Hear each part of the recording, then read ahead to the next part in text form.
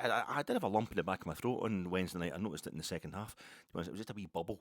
Do you ever get one of the things that forms it's on your palate towards the back of your throat? It's like a wee kind of bubble that obviously comes from eating your dinner too fast. In my case, I was eating my dinner too fast earlier on because I was trying to get out the door in time, and it was obviously still. I mean, not that food lasts a long time in a plate when I'm involved anyway, as you can possibly guess. But I was wanting to make sure I got to the game in time, just to give Tav, if Tav was going to get a presentation or something before the game, just be there in time, and I did, and I got there in time. I'm popping the antihistamines like there's no tomorrow just now, but still the kind of the green grass of Ibrox and Tav on it with John Gregg.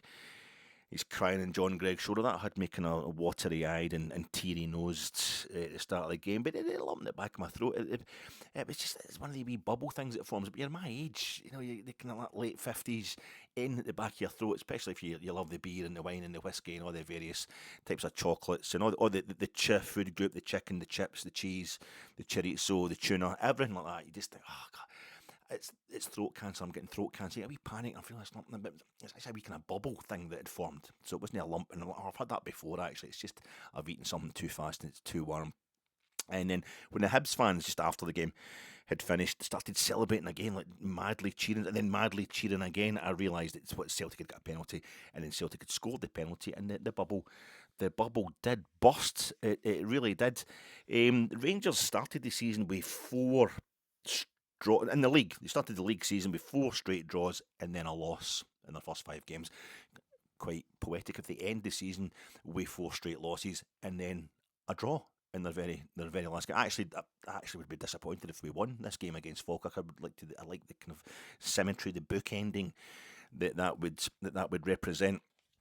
If we can a wee kind of reversing of how we started the season, but also, you know what I'm saying. The 4 draws and a loss in our first 5 league games, that was something that Russell Martin was never going to overcome. That was the beginning of the end of his reign as Rangers manager. But I think it was also the undertow, which we could never quite escape from, and eventually caught up with as we went into the post-split section of this league campaign, where the 4 straight losses and whatever the result is going to be tomorrow, it's confirmed that we're not going to win that title just at the very point we look most likely to win it. Very brutal it has been, and it may yet for some Rangers fans. And the stuff that has happened that hasn't really happened. Somebody put out an Instagram post in the last couple of days has made a lot of Rangers fans who were probably a bit Danny Röhl ambivalent now decide that they hate Danny Röhl. The guy's betrayed Tav and blah blah blah blah blah, and he should go as well. I'm trying to. What chance you got? This is what I mean, folks. I've been saying this for I don't know how long now, probably the whole season. I'll try and get you a short pod. I'll try and get you a podcast for a game that kicks off at 12:30, 12:30 on a Saturday. I'll try and get the podcast out to you at a decent time, like tea time in the Friday. But every time I try to watch Rangers press, that's Danny Röhl. It's a 20-minute job, right? And everybody's getting into it because the whole Tav thing. That's fine. Sometimes I don't even watch the player. I don't even watch the player that's put out for the interview in the pre-match pressers, because it's just blandishments usually you get for players. And just getting to the end of the one with Mikey Moore, like, what? You say, what? That was a bit. And he said, no, I'll just have my dinner first. Well, I take all that in. It's going to take me a bit longer to do this pod, so I'll just have my dinner first. But I'm watching my dinner and I'm getting told about how everybody hates Celtic. That's a nightmare for them. An absolute nightmare for Celtic. I was shocked to hear what they're going to go through if they just. I mean, they're just trying to win a league for the first time in God knows how long. Celtic, they hardly win in, and the whole country is against them, and folk keep saying this, like experts. And I was like, this is absolutely shocking. So I've got to take that on board. How am I going to get? I can't get the podcast at a decent time, and I can't get you a short podcast. I'll keep promising you I'll do a sub half hour, like a normal length. That's just enough time to give and then my attention starts to wane, and you're finished anyway. That's a proper Rangers podcaster pod. I can't do it. I just can't do it. And I think, ironically or poetically, whatever you want, tomorrow the post-match reaction to our last game of the season could end up being the very thing. Could end up being sub half hour, because apart from anything else, I don't know if I'm going to be able to see the game. I'm going to try hard, but I can't leave the house. I'm not going to the game. I don't have a ticket for the game. I'm not going to Falkirk, and I wouldn't want to leave the house anyway. Well, the Hearts supporters are going to be everywhere. You know, getting drunk and getting in your face about how they've won the league again. You know, I don't want to risk that. They might see that. That's why I'm wearing a maroon top tonight. I'm wearing a maroon top just in case, you know, to kind of hide. To hide. I mean, I could wear something green. To show my support for Celtic, because I'll always back an underdog. You know, I always socialist, strong left-wing views. I always back an underdog and people who are oppressed, but it's just not worth it because what's the chances of bumping into a Celtic supporter or a bunch of Celtic supporters? You know, it's just jambos everywhere. The whole country is Hearts supporting just now, absolutely hating Celtic. So the game, another consequence of Rangers being out the title race, not taking it down to the wire as we had hoped, is that it's not on Sky or any of the other 15 subscription channels that I'd bought. So I can't, even though I'm staying at home and I'd normally be able to watch until I can't, even all the channels I've paid for. But the one thing, I don't have Rangers TV. I've never bothered with Rangers TV because I would never stop watching it. It's the only thing I would watch. My whole life is Rangers centric enough as it is. But I don't have Rangers TV, and the few times in the past, and it's always this game. It's always the last game of the season away from home. You know, we're out of it. Sky are covering. You know, well, I take it it's always the Hearts game they're covering towards the end of the season because they seem to be dominating Scottish football, and pair of Celtic do something to get a chit. But I can't. There's no way to watch it, and sometimes there's various pubs you can go to. That I'm not leaving the house tomorrow. To other I've done the NordVPN, the trial thing. You get a free trial, but I think I've done that in every device in the house. So they're going to know it's me again trying to get another free trial. So I'll have to pay for it, whatever the VPN thing is that makes you think you're away. You're in a foreign country, so you can watch Rangers TV. I don't know. I think Falkirk TV. I saw something about Falkirk TV. They might have their own channel, but I don't know if you've got to subscribe for the whole season, and it's the last game of the season. I don't know if they're doing a pay-per-view type thing tomorrow for us to watch that game. So I might not even see the game. And then at the end of the action tomorrow, with everybody kicking off at the same time in the top six, I don't know if the appetite will be there because it will just be disgusting, won't it? It will just be horrible. If Hearts, get to number 5, it's 5 because they win multiple titles. Hearts win titles all the time. This is number 5 they'd be on tomorrow if they win the 10. I remember them winning the Scottish Cup, beating Hibs 5-1. It's an obsession with 5, and that was. I don't know how many times they won the Scottish Cup. They definitely won the League Cup at least twice as well. So. Just the whole place will just be in your face. Oh, we've done it again, like aggrandising themselves as if they're oppressed or something like. Even though they do it all the time, you know what I mean? It's like a conspiracy in their favour almost. So I don't know if I could stomach that, and I think I maybe just come on. That'll be I promise you. But just stuff keeps happening, even on Friday, even all during the day. I'm planning to do a really short pod tonight. Get it out there at tea time to give you plenty of time to watch it before, and it's just going to be really long, really involved. I've had to write stuff down, folks. This is going to be. Really, really bad. But it was. It's the first time I've ever seen this. I was sitting there watching the news tonight just to have my dinner and chill out before I came to do this pod, as I'm saying, just digesting the Mikey Moore stuff on top of the Tav Instagram post and then Danny Röhl's horrible aggressive response to poor Tav's. And I'm sitting watching, and then the news is that apparently the latest thing that Hearts and everybody else that hates Celtic have got up to is they're publicly criticising referees to the point where those referees are getting threatened in their own. I've never heard any of this before. Have you ever heard anybody, any kind of football pundit or any football manager or anybody like doing their dinger publicly questioning the integrity of referees? Have you ever heard anything like that before? It's sickening, isn't it? It's absolutely sickening. I'm glad that the SFA are finally making a point of doing so. I remember they went on strike a few years ago. I was at my age, the years fly in, but I think it could be as much as 16 years ago, actually. But at the time, it feels quite recent. I can't remember what that was. I know Celtic had no, it couldn't have been that. Celtic had a problem up at Tandy, but they were complaining about a penalty, but they got the penalty and they won the game, so it couldn't have been any David. I don't know. I remember Neil Lennon really complaining about Kilmarnock winning the League Cup final. And he was trying to get a photographer. He was wanting the TV cameras at full time because Kilmarnock had, inverted commas, won the game. They'd won the final, but Neil Lennon was rushing to like cameramen, I think it was at the side of the pitch, and he's wanting the TV cameras to see him, asking these cameramen to show him whatever it was that Kilmarnock had done wrong. But there was this whole cover-up when one of the Kilmarnock players' fathers died, and that was, all right, well, we better no saying, because Celtic have got the decency. They've got the integrity. And they know when to step back and say, no, right, okay, it's only football. And they let it go. But I don't know if that was maybe Neil Lennon had seen something that was totally anti-Celtic. There was a wee clue to what was going on.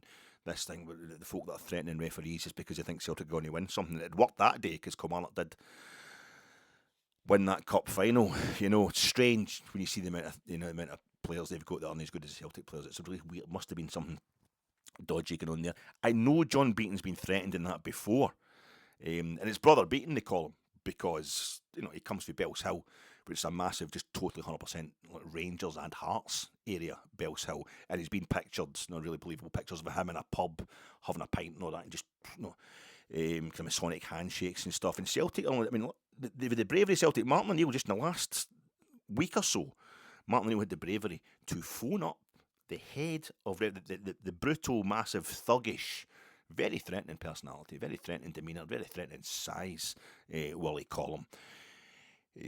Monosyllabic he is, just an absolute animal. And Martin O'Neill had the guts to phone him up and just say to him, look, I wasn't happy with that game we won at Easter Road, because there was a goal scored against us and the Hibs player was admitting to everybody, thinking he was talking to fellow players and all that.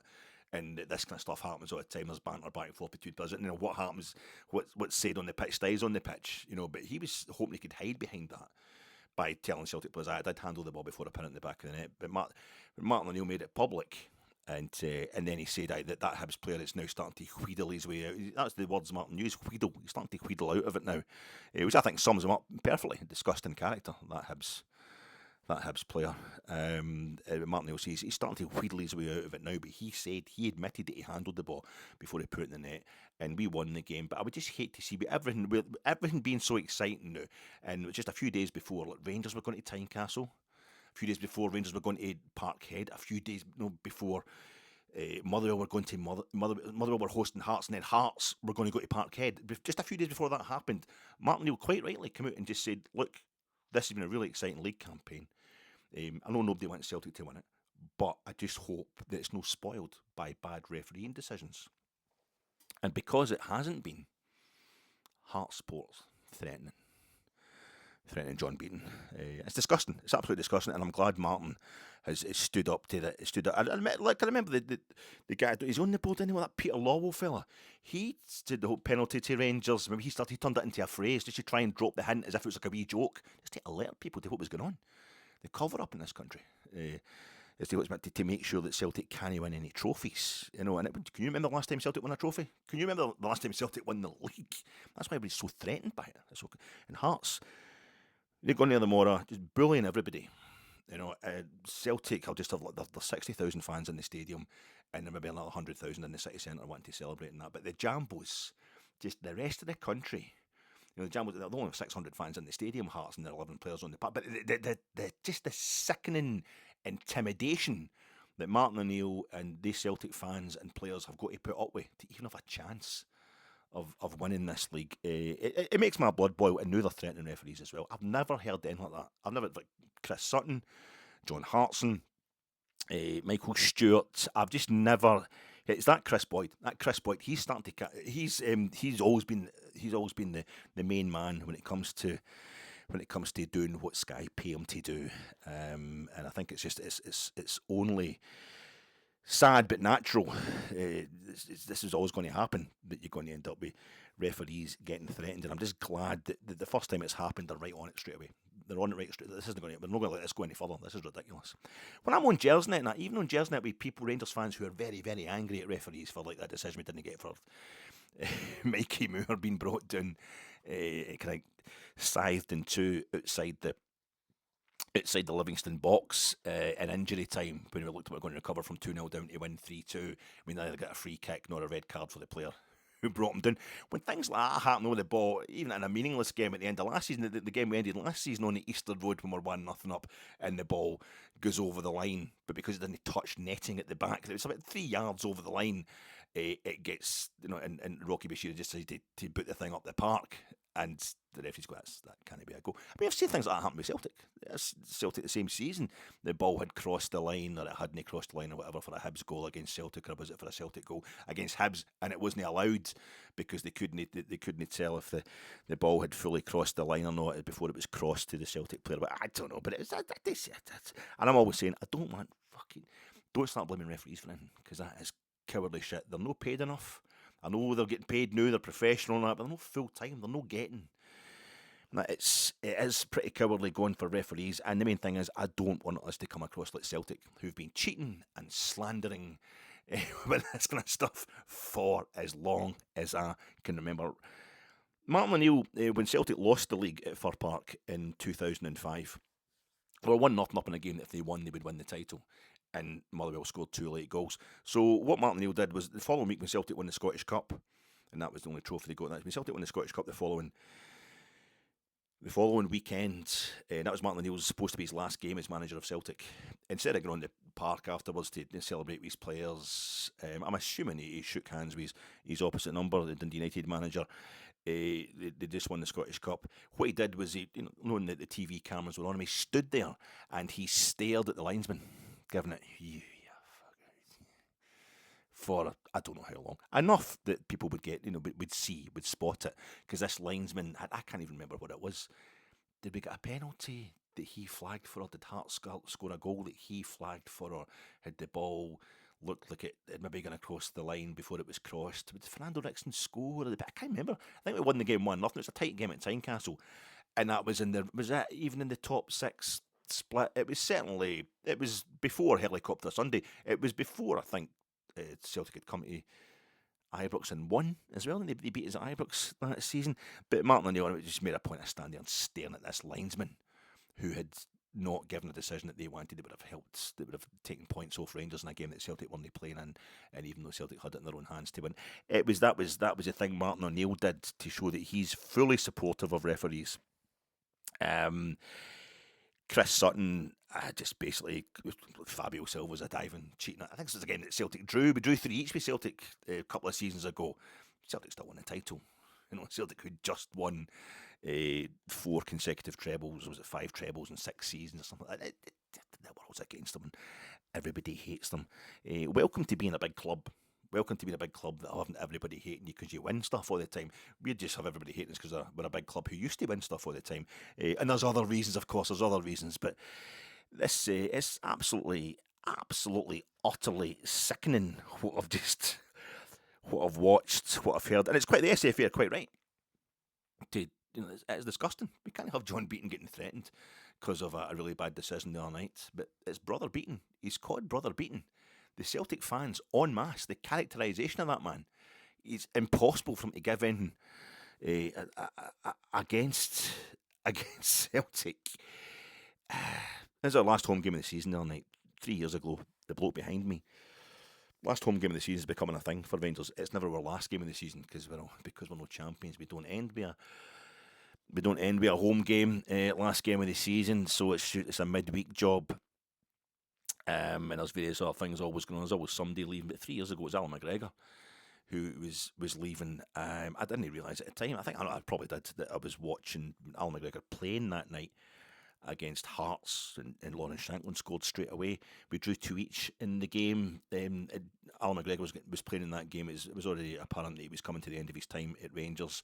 He would be retiring at the end of that season. So he got the kind of charity, there you go, just go and start the game, and it cost us the game. He made an offer. Rick, was it the second goal because he did, or both of them? I can't remember. But he had a terrible game, and just proving that he was, one of the greatest goalkeepers, the greatest Rangers goalkeeper I've ever seen, was at the end of his, finally at the end of an amazing career. And it was awful. That was the only game we didn't win in the post-split fixtures that season. It was denying us the chance to finally win all of our post-split fixtures. Something we're still waiting to do. But in that game, and I remember doing it, and at the end of the game, it was Colin Armstrong for Jersnet. Me and him were doing the post-match reactions for Jersnet, and it was Colin's last night doing that. he was packing that in the season, so I was quite sad about that. And then behind me, the guy that's the old fella, and he's old compared to me. It must be in his 80s now, but he's certainly kind of mid to late 70s at that point. He must be in the late 70s. I'm saying he's really fit compared to me. Obviously, he could run faster than me, and he climbs hills and all that kind of stuff. But chatting a bit more as you do at last home game of the season, he says to me, "I've been going to the beach and he's got cancer. He's got the cancer," and I'm like, "Fuck, I think I'm not going to see you again." And he's been sitting behind me at this point for, I don't know, 10 years or something like that, just chatting away in a way that you never think much of at the time, It's always nice to have nice photos, nice to have nice folk in about you, the fit, but when you're in a season ticket kind of area, Ibrox is one big season ticket area, but it's, fucking what? And I'm looking at him thinking, well, do I say, see you next season? So I'm saying to him, well, see you next season. He's like, oh, I'll be here. I'm thinking, fuck, it's fucking heartbreaking. And I'm like, oh, you better be, And I'm saying to Colin, Christ, the fella behind me is just, I'm not going to see him again. That's him. He's going to the beach in his late 70s. It's absolutely brutal. And I knew he stayed on his own at that point. His family and that, but his wife died a few years ago. So that was brutal. And Alan McGregor, a legend, seen him just kind of, it's kind of shambles type thing, and it's very, very sad, and not sad in a good way. That's kind of what's happened again in the second last game of the season, which is our last home game of the season, 3 years down the line, and it was Michael Beale that night, who was finishing very strongly in the season, although he'd failed to beat Celtic when it really mattered, but he did give them a good 3-0 hiding in the post-split. But he'd taken over from Giovanni Van Bronckhorst kind of October-November period. So he hadn't had a full season yet. So let's give him a pre-season. You'll get the players a lot fitter because Gio's fitness thing apparently wasn't working. His training regime, and Michael Beale had been, when he did win a game, he's winning by 3-0, 4-0. And the final day of the season, we won 3-0 at St Mirren, and I had to go to the Loudon to watch that because I couldn't watch. It wasn't getting picked up anywhere else. We gave Michael Beale that chance, and he was away by the following October, and then came Philip Clement, who did, they thought it got really close, but he's chucked it a wee bit, but okay, he's not the full season. We'll give him a pre-season, and we'll we're playing at Hampden next season. We'll give him the following season, give him a proper chance, and he lasted until the February the following season, And then we get Barry in, and then we get Russell Martin, and he gets sacked at Falkirk, and we're going to Falkirk tomorrow. But I think we should give Danny Röhl the chance. I mean, he's only come in late October there, so he's not to give him a pre-season, give him I actually do think we should give Danny Röhl a chance. I think he's proven he's the man as well. He's part of this week, but it's exactly. I can't say that I know any better. We can't keep sacking managers. We keep not sacking managers, but we sack them later on. We do this all the time. This is good. We've stuck by the guy. No, this is actually what we do. This is actually how we end up sacking them, because maybe we don't sack them in the summer that we're supposed to. Stop giving folk a full season. Stop thinking we have to give folk a pre-season for them to prove they're not a good manager. Maybe is the way to go, but sorry, folks. It's just it's all getting a bit circular, a bit confusing, and that garbage tonight, the sickening stuff that now suddenly, because Celtic are getting a decision, it's gone, and this is the time that you don't criticise referees. This is the time you don't criticise officials. It's absolutely disgusting. Such a furore about Celtic's penalty the other night, because Chris Sutton comes out on Twitter the next day, doing it at the wind-up. I'm just assuming at the wind-up. And the only reason there's such a fury about Celtic's penalty is because the country doesn't want Celtic to win another title. He's not saying it's sectarianism. He's just saying the country doesn't win. Which is, I think that's what happens when nobody else in the country, but Hibs want them to win it, and Aberdeen probably want them to. A few Aberdeen fans probably want Celtic to win it as well. That's what tends to happen. Folk don't really care about other football teams, or maybe actively dislike other football teams. They certainly know that how Celtic feel about Rangers, but it's all right up there with that kind of supporting us in Europe type thing. Fucking grow up, you know what I mean? But this is a criticism, in fact, that he frames it as a warning to some of the public personalities who are exposing themselves as Celtic haters. Yet everybody getting in Rangers' faces about something the opposite of controversial. A fellow professional leaving a club that he's served for 11 years. And no questioning the decision about Tavernier, just straightforwardly mocking him, just openly mocking James Tavernier's entire career as a Rangers player.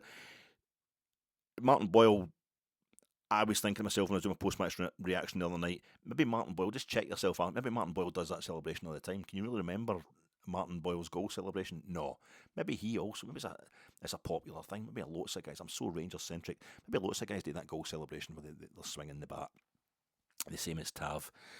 But it was confirmed for me when I watched on Sports Scene, the highlights, and Scott Brown is in the studio, and when he made a point of saying, and I loved his celebration, I thought it's a great celebration, and his face has gone pure red because Scott Brown's got that whole thing of he can't back himself up in his demeanour. There's an idea of what he wants to be. Like, he can't help himself, he's got to be the man, but he's just lacks the articulation. He just can't do it. He's not got it. It's just kind of attention seeking in a spoilt Wayne sort of way. Spoilt because all the titles he's won. That's I don't even. Scott Brown's just an idiot, right? He's just a fanny, and I'm a fanny. It's like Scotland's full of fanny. The world is full of arseholes like me and Scott Brown. We know the problem. The problem for me was always Rangers players were unable to deal with him, because we didn't have the quality of players when we were coming back into the top flight, and referees were being coached by him, dominated by him, and how to referee games. He's kicking folk in the head and all that when they're prone in the ground and getting a wee chat. Don't be doing that, and it's not Scott Brown's fault. He's going to push and do what he's got. But the other night, it's when he confirms, I love that celebration. That's when I knew Martin Boyle was taking the piss out Tav. And then there's a wee titter about it. Michael Stewart's going, or the comment, the wee pundit guy, Jonathan Sutherland's going, but was that no James Tavernier's celebration? Maybe that was just in case we missed it. It's BBC Scotland. And that was titter ye not, ha ha ha, 11-year career, piss all over it, let's mock it. And that's not.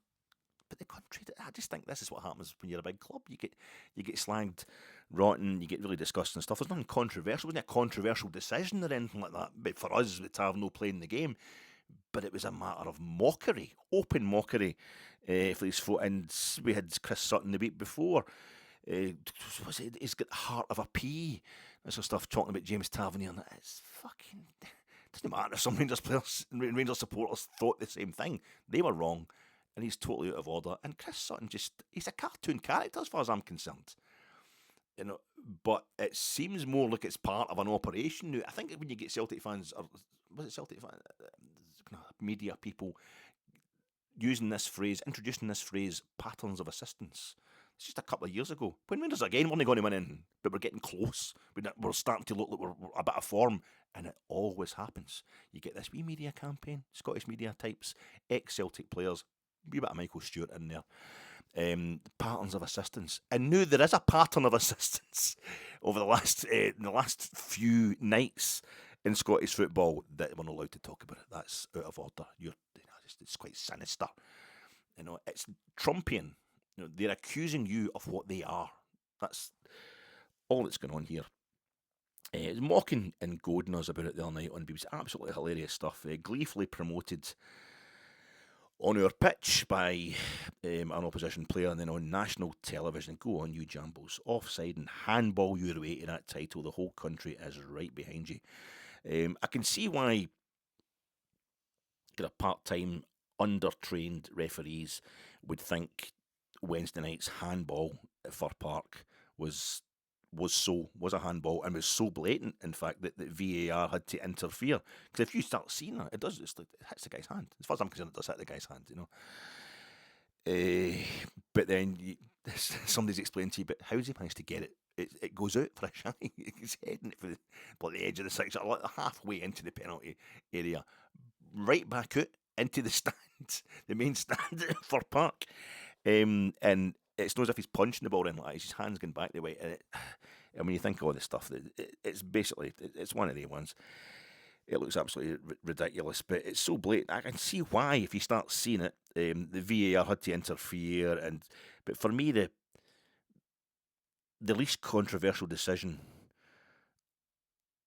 That was the least controversial decision of the kind of 4 blatant calls, all in Celtic's favour, in 3 games in 5 days, 2 of them in the exact same penalty box at FOR Park. It's not just that and I know, I think the key incident panel and that kind of stuff said that no, there's no way Mikey Moore's tackle for Alistair Johnston should have been a sending off. Now, Alistair Johnston, I don't know if he's tried to wheedle his way out of it since Alistair Johnston, but he's saying he was probably lucky not to get red carded for that one as well. But it's not just that Hearts, it was a Stonewall penalty, no given, and Celtic's against Motherwell in normal time, and Celtic's was kind of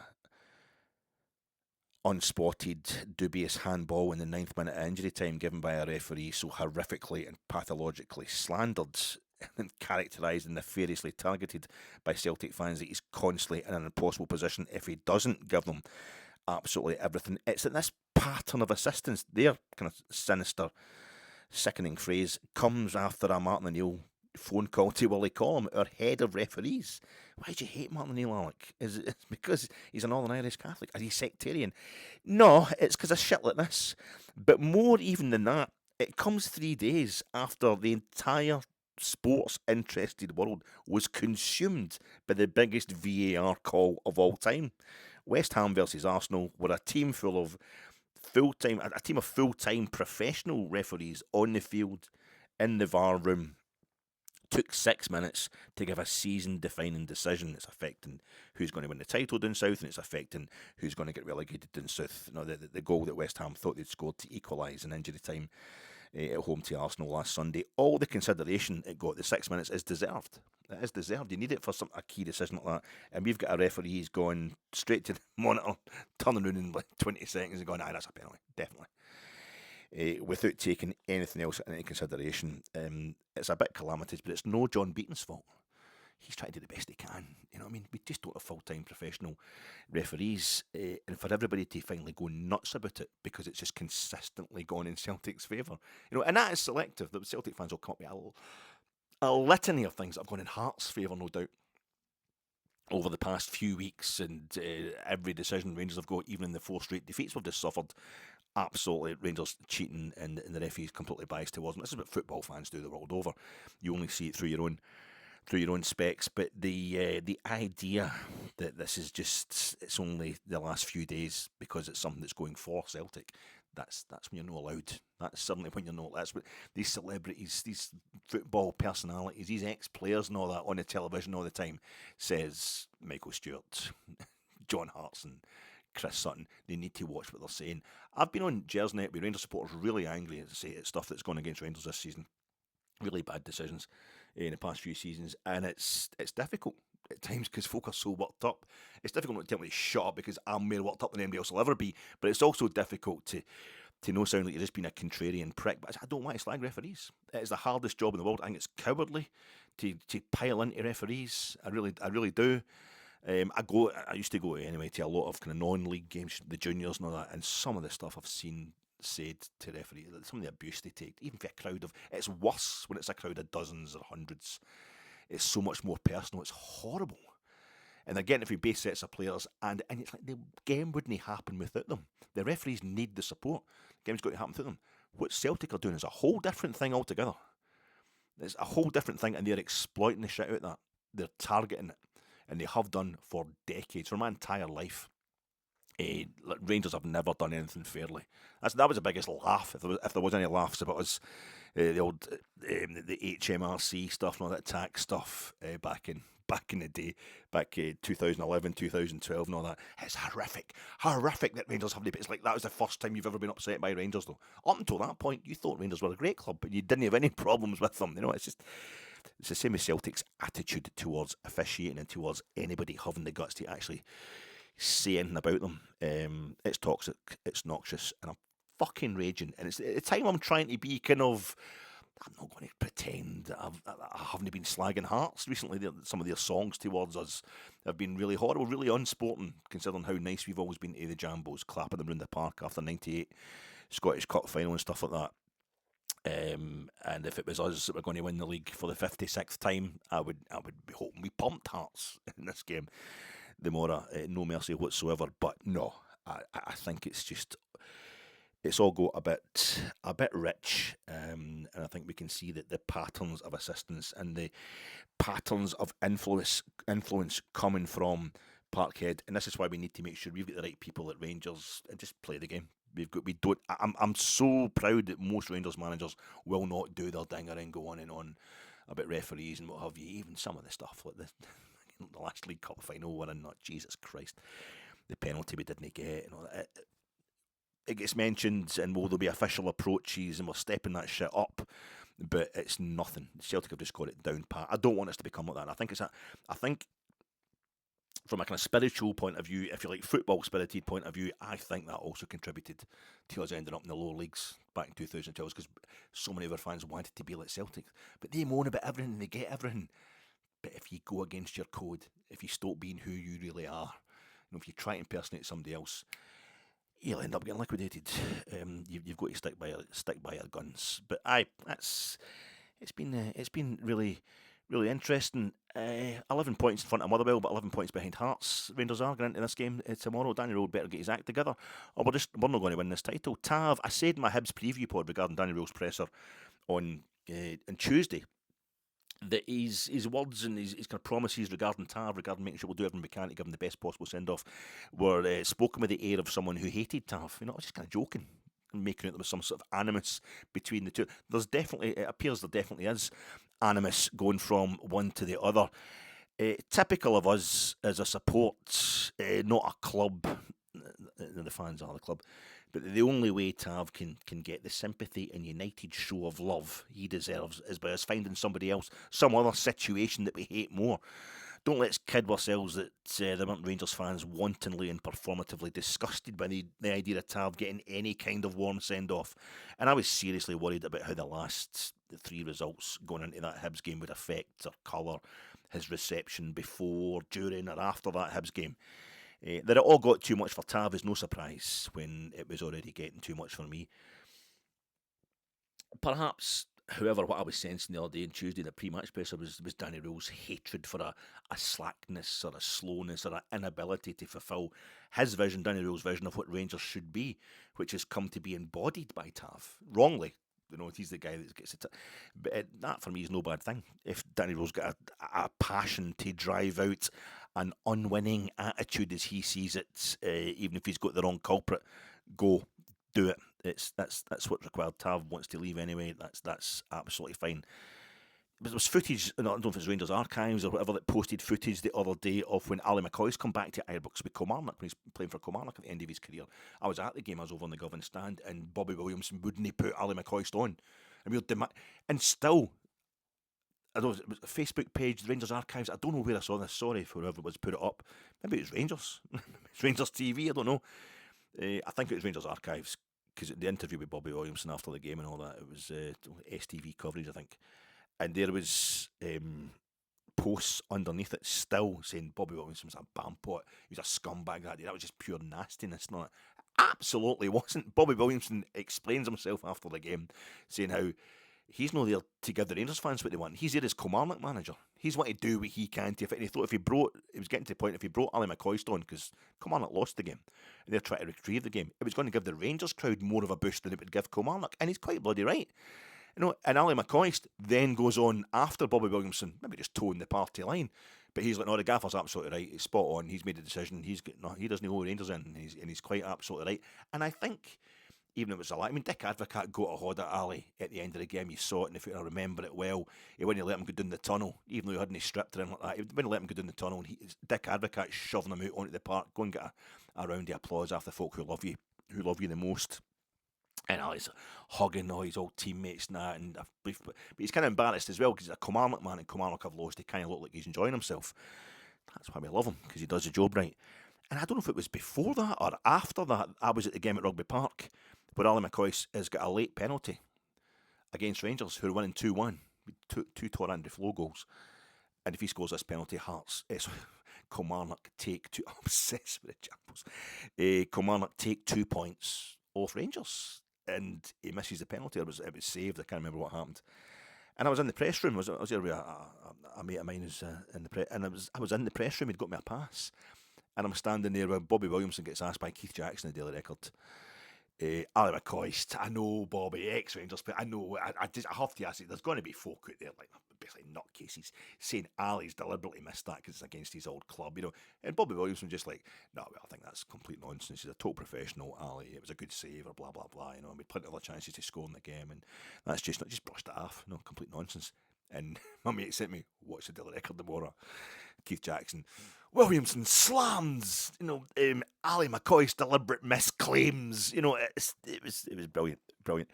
But that's, oh my God, he's done him wrong. He's done him wrong by no pit. It's none of your business. It's a different club altogether. But it reminded me a bit of that the other day. You get the stuff the other night at Ibrox, but that was when the player handled it absolutely brilliantly. The legend handled it absolutely brilliantly. And it's kind of paid back by the manager in that, or maybe that's what Ali was paying back. I don't know what game came first, that Kilmarnock losing at Ibrox, or Ali having that penalty saved at Rugby Park against Rangers. But there was John Gregg. There's an incident with John Gregg, and again, I don't know when this was. It's the John Gregg. I haven't watched it for ages because it's on videos. I've got it on VHS. John Gregg's 2-part kind of basically his autobiography on video. And he's talking about a game. I think it's Rangers. I think it's when Willie Waddle's general manager of Rangers, and we won the league in '75 to stop Celtic winning 10 in a row or whatever. In the last home game, was a cup presentation. The presentation, the title, the trophy was going to be at Ibrox, and like 60-odd thousand were turned up at the game, and I think we get beat off Airdrie or whatever. But he's having this stand-up argument with Willie Waddle, and when we think about Barcelona '72, the Ibrox disaster, and Willie Waddle and John Gregg just being in front. John Gregg's the statue. Willie Waddle was the guy who was right behind, making sure we did everything we could to make sure it never happened again. Getting Ibrox rebuilt and all that. But you think of the two of them as just being kind of, John Gregg would just do whatever Willie Waddle told him, but Willie Waddle wanted him to go on basically in a chariot type thing, like going in a wagon in the back of a horse, and it's just him and a guy who's pulling the horse run, a horse tender, horse whisperers pulling the horse round the track in the game, and it's just John Gregg on the back of this chariot with the trophy, the championship trophy. And John Gregg's, I'm not doing it. You're doing it. I'm not doing it. I just refused point blank today because he felt he would look a bit of a fanny.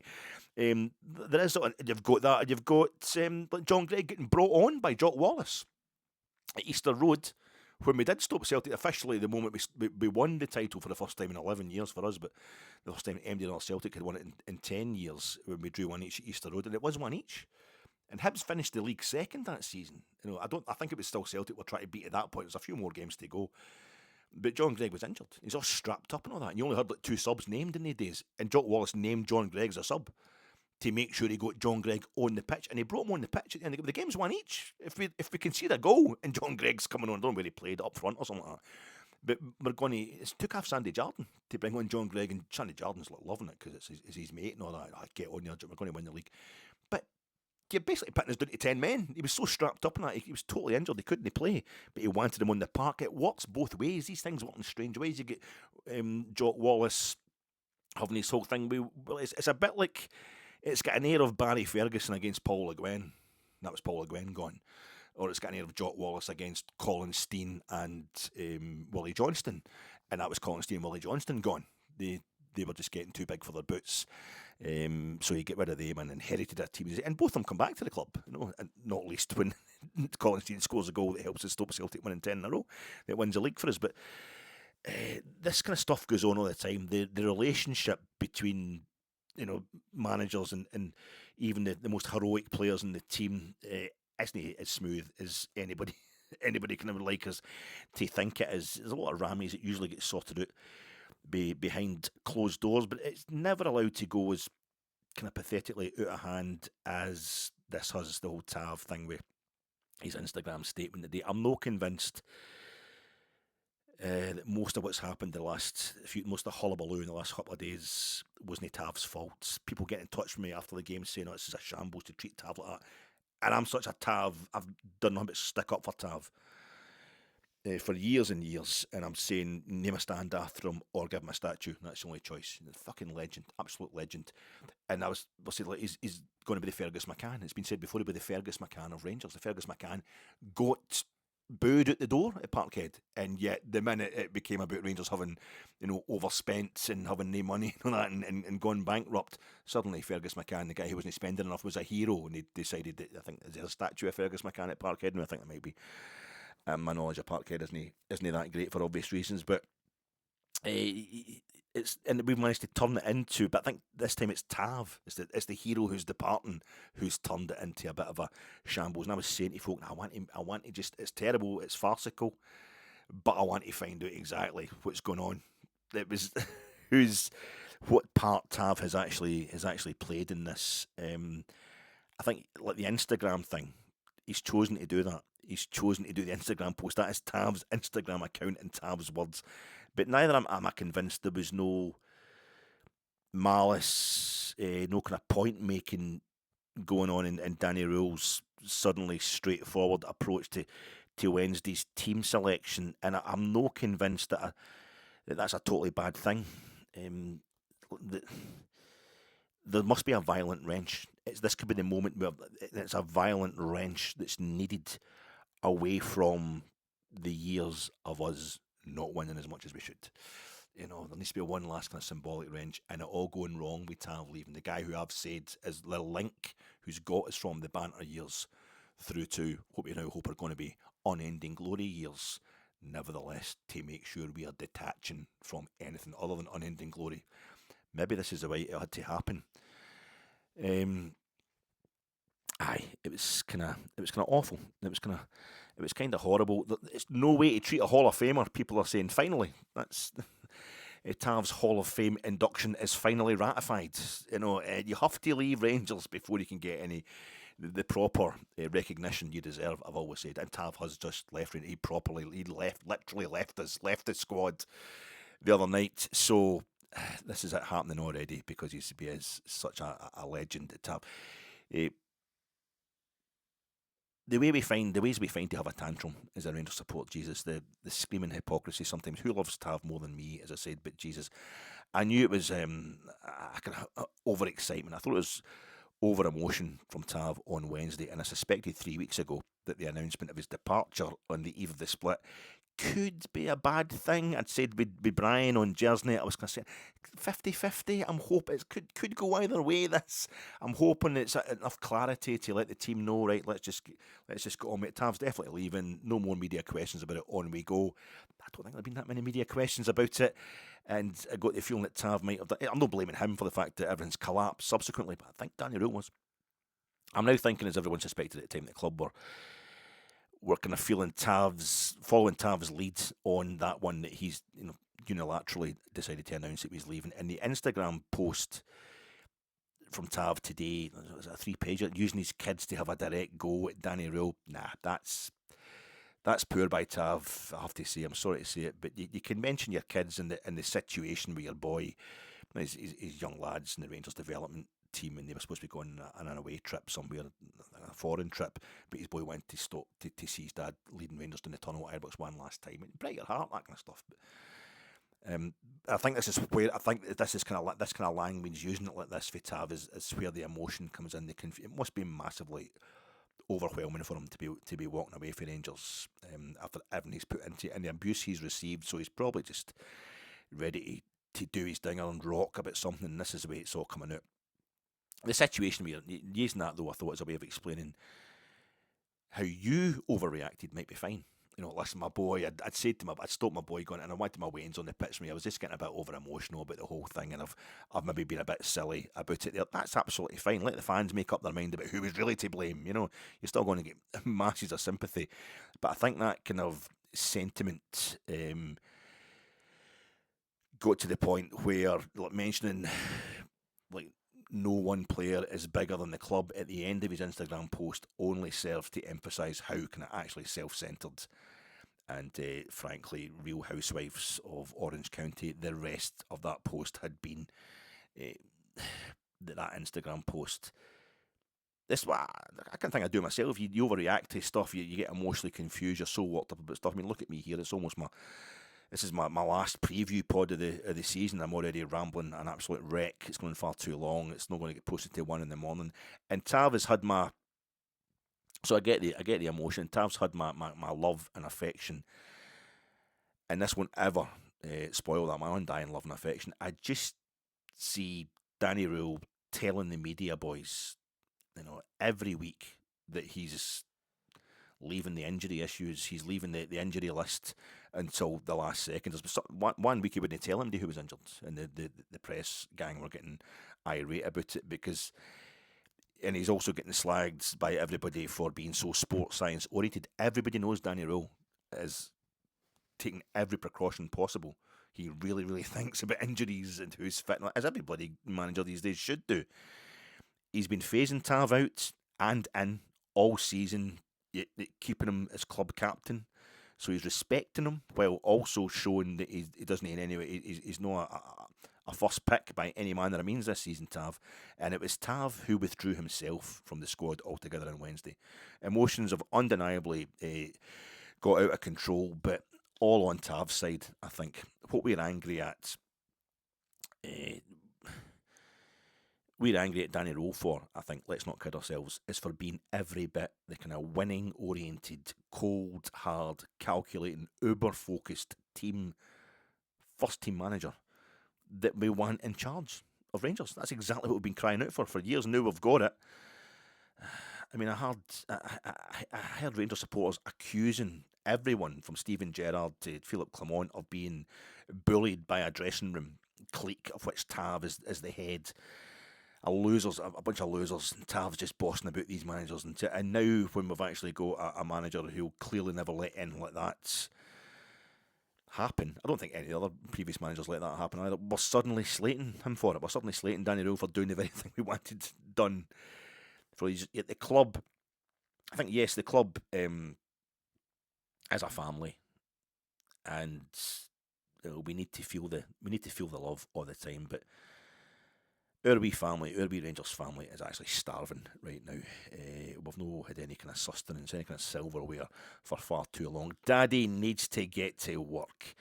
Daddy can't be hanging about the house and hold your hand at your birthday party. He needs to do the tough thing and get out there and get on with the job of bringing in the bacon. And that's what I'm mixing my metaphors here. The bacon's like silverware, but that's what his bosses employed him for. Daddy cool, Danny Röhl. I think Danny Röhl's seriously making his mark with this. It's a statement to that. It's a statement to that dressing room. He's no longer the guy trying to get the best out of a shit squad that he inherited by kind of salving their egos. It's done. They can't win anything, so get the fuck if you don't want to play. Maybe that's what's going on. But what we have here is something between kind of Le Guin versus Barry and Jock Wallace versus Steen and Johnston. But it's just something that's happened all through history. We're on snagging items, first of all. I was saying the other night, I know you've all been kept awake by this. Alec, how many games have you been to this season? You only do home games in Hampden, so how many games? I've been to all the home games except that Middlesbrough friendly. So I've been to all the home competitive games. But of course, it was 19 league games we played at Ibrox. I counted it up there. It's 19 league games. We have played 19 league games at Ibrox this season. 7 UEFA games, European games, 3 Scottish Cup games, 3 League Cup games, 1 friendly at the 2 that I went to. This is just all the games at Ibrox I'm talking about. And there's a total of 33 games that I have been to this season. 32 competitive games, 32 at Ibrox, because I've went to the Scottish Cup, the League Cup semi-final at Hampden as well. So I've been to a total of 33 games this season. The Footballogy app, it tells me that the other night against Hibs was my 968th Rangers game total. So another season like this, in terms of attendance, 32 more Rangers games. And I've been to Scotland games. I might see Stoke City this season, stuff like that.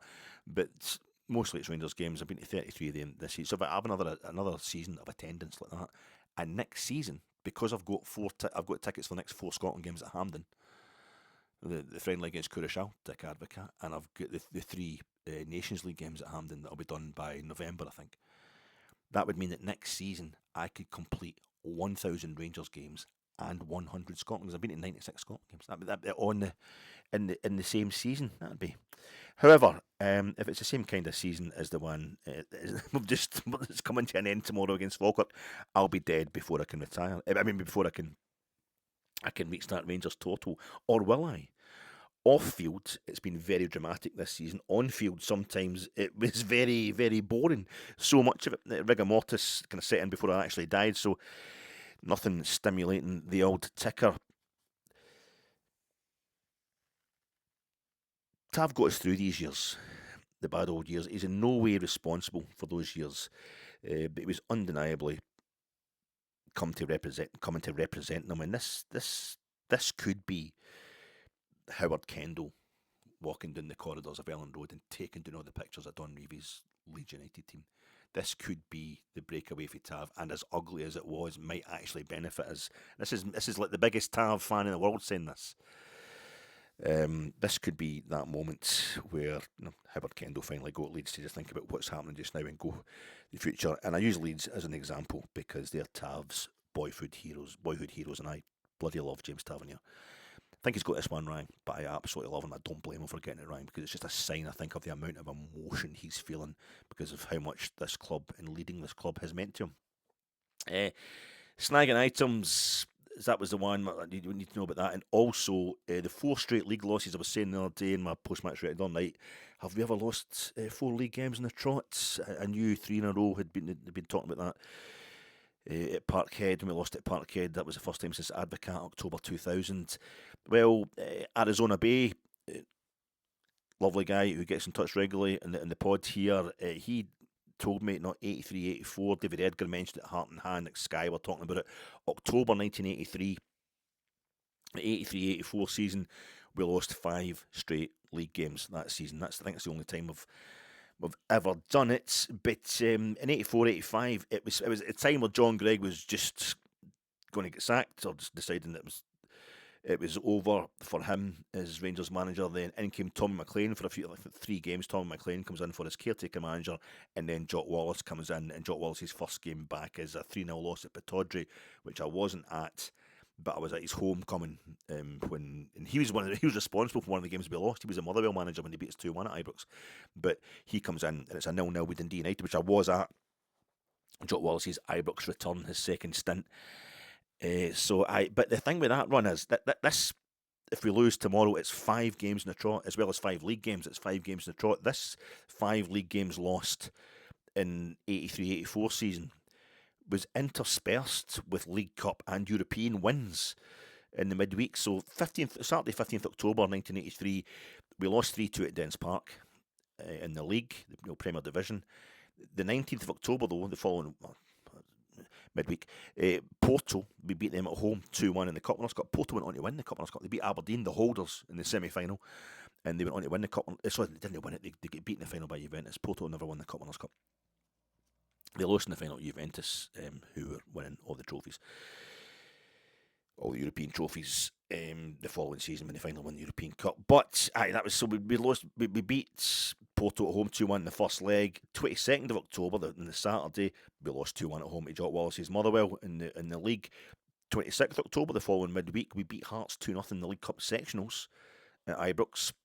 And Hearts were a Premier Division team. Then, 29th of October, the following Saturday, we lost 3-0 at Love Street. That was under Tommy McLean. I know that was under Tommy McLean. We lost 3-0 to St Mirren. John Gregg had left by this point at Love Street in the league. And in that midweek, Tommy McLean took us to Porto. We lost 1-0, got in the away goals rule in the Cup Winners' Cup, second round, our last ever Cup Winners' Cup match. And there's a Barcelona Bears in charge. So that was, we lost that game. But that was the only time, because we then lost on the 5th of November, the following Saturday, we lost 2-1 at home to Celtic in the league. And in the following midweek, 9th of November, we beat Clydebank 3-0 in the League Cup at Kilbowie. David Cooper scoring at Kilbowie, just like Ian Redford had scored at Dens Park. Some of the guys that used to play for them scoring against their old teams. That's what I'm saying there. And then the following weekend, that was the following Saturday, Jock Wallace is in situ, and we lose 3-0 at Pittodrie in the league. The following Saturday's our next game. We draw 0-0 with Dundee United. We then went on a 5-game winning run and only lost 1. Ended up losing only 1. It was to Celtic, mind you, but we lost only 1 of our 24 remaining league games from after that 3-0 loss at Pittodrie at the end of that 5-game run. But really, in that whole period, we only lost 3 games in the trot. It was away to St Mirren, away to Porto, and then at home to Celtic. So that was, actually, maybe just a wee way of looking at that there. I mean, if you're looking at it in terms of runs per competition, well, then this season we lost 7 straight European games. In terms of competition, we lost 3 straight in the Champions League qualifiers, away to Polzenia, then both legs against Bruges. We go into the Europa League and we lose 4 straight. We lose our first 4 group games in the Europa League this season. That's pretty brutal stuff if you're just looking at it in terms of competitions, the league games, etc. that are in between. But the domestic games in between things. But basically, we lost 7 straight European games this season. We went 9 straight European games without a win. We went 4 straight Europa League losses, then we drew at home with Braga, and then we lost to Ferencvaros. It was our 7th out of 8 games, and we lost the 8th game as well in that group stage this season. That we lost 6 games in that group. So 7 games in that group stage without a win. It's absolutely brutal, our European form this season. In many ways, that's every bit as concerning as what's happened in the league. How you doing, folks? Welcome to your Fat Egg. The last time I thought Rangers were playing a dead rubber on Wednesday, it turned into a huge car crash for one of the club's greatest living servants before kick-off, and we set a new 21st century record for successive league games lost, and Martin Boyle's goal celebration was an important reminder, if one were needed, about the cowardly nature of most of our main opponents in Scotland. And the news coming in from other grounds before, during and after the game added to the bile, hostility and warnings about officials that our new owners, management and players must get on board with, and certainly recharge my battle fever at the first available opportunity. And the fact I left Ibrox on Wednesday night before all the Rangers players and coaches were down the tunnel, it's unusual for me, but I also didn't want to look like one of those kind of wallies you see on the telly, luxuriating in their depression and what they imagine to be a romantic cinematic style. Meant I missed the moment Danny Röhl took on board face to face, up close, the criticisms of the fans via our emissaries from the Union Bears. They don't always speak for us, they don't always speak for the whole Ibrox crowd, the Union Bears, but I think we can be assured on this occasion they probably did. And this is the thing with loving a football team: no matter how dull or rubbery dead or immaterial any particular fixture may seem, it's your team, it's all meaningful, and some of it may echo through eternity, some of the things that happen in that game, and feed whatever the equivalent is of a podcast that you're going to be recording in 40 years' time. It's your ticket into the body of the Kirk, the Falkirk. I mean, look, the first time we went to Falkirk this season, our head coach was sacked and had to walk across the pitch with his gear in a rucksack because the Union Bears were surrounding the team bus and they needed another out route. And the second time we went to Falkirk this season, we won 6-3 and put on one of the worst starts and one of the greatest second halves in recent Rangers memory. So if you think the fact I'll have to find some way to watch tomorrow's game online and fork out more money on top of the now useless Sky subscription because we're no challenging for the title, so it's not going to be on Sky or Game tomorrow, then you're greatly mistaken, because who the hell knows what's going to happen with Rangers in 2025, 2026. I wouldn't be in any way shocked if our players have a massive dust-up in the centre circle before kick-off, or if James Tavernier is appointed player manager at 11 a.m. because Danny Röhl's been sacked at 10:30 a.m. for refusing to bow to the weak-willed sentimental garbage we claim we want eradicated from our club, and has dropped Tav like an actual boss.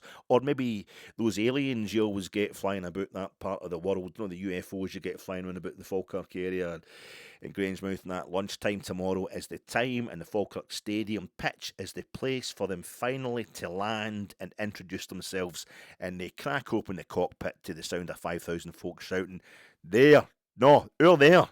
That massive fucking stretch of empty land between that far wall and the fucking huge petrochemical plant. Stick it in it, park it in there until the game's by. You might have Bovril. I will get you a pint of Bovril. All right. How many? Jesus, fine. We'll see you once the game's by. We just want this season over, done, ended, finito.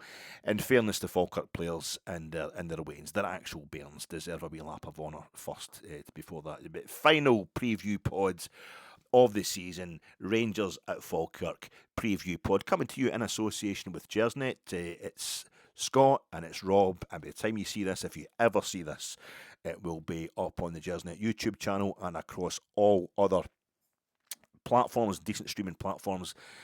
Plenty to chat about without even having to chat about the game. The more Scott and Rob there. I'm sponsored by Jersey. I'm also sponsored by Pork Chops that were off. Bought yesterday at lunchtime. Sell by date was the 18th. Looked resplendent in a wee plastic and cellophane transporter pod oven. I like to do my pork chops in the oven. Even tin-foiled the tray before I cracked that cellophane with a stainless steel fork, and instantly the aroma was overpowering from something that's supposed to have no smell. I've chanced a few kind of slightly whiffy pork items down the years, but nah, this was rank, an absolute reek, a total stench. This was season 2025-2026 in meat product form. Sometimes all the kind of money, time and planning in the world still just yields two big lumps of stale, stinking, horrible old meat. Enjoy your fish fingers for the freezer and plan for the next shop, fat boy. My name's Alec Anderson. Broken heart again. Another lesson learned. Better know your friends, or you will get burned. Gotta count on me, 'cause I can guarantee that I'll be fine. No more pain, no more pain. No more pain. No drama, no more drama in my life. No one's gonna make me hurt again. Or feel again. Feel the pain. Feel the drama. It's the life. It's the Rangers' life, and for us who are in it, us who are living in this golden ghetto, this blue jail that we absolutely love so much, the drama ends when we're winning regular trophies and titles again. So maybe we're just actually wanting to change from one form of drama to another. Not that I ever want to disagree with Mary J. Blige, no, and no one can ever disagree when MJB starts to sing. But they say in a pathetically macho, often delusional saying that's not only actually safe but apt to use in the world of football, that pain is just weakness leaving the body. Pain can just be the nerves you go through in a successful European semi-final penalty shootout, or in watching Aberdeen hit the ball from post to post and go run right across the line without ever actually going over that line, when you're just hanging on for a few minutes to maintain a British clean sheet record of 13 goals conceded. It can be the drama of your captain not being in the squad before his last home appearance. The pain of seeing him in floods of tears on John Gregg's shoulder. Let's swap all that for the pain of, we just need one more win, Rangers. Just one more 90 minutes, and that's us. We are champions. The pain and the drama of the title returning to Ibrox. Let's swap it for all that. There's a lot of rot talk this week. There always is, most of it by me.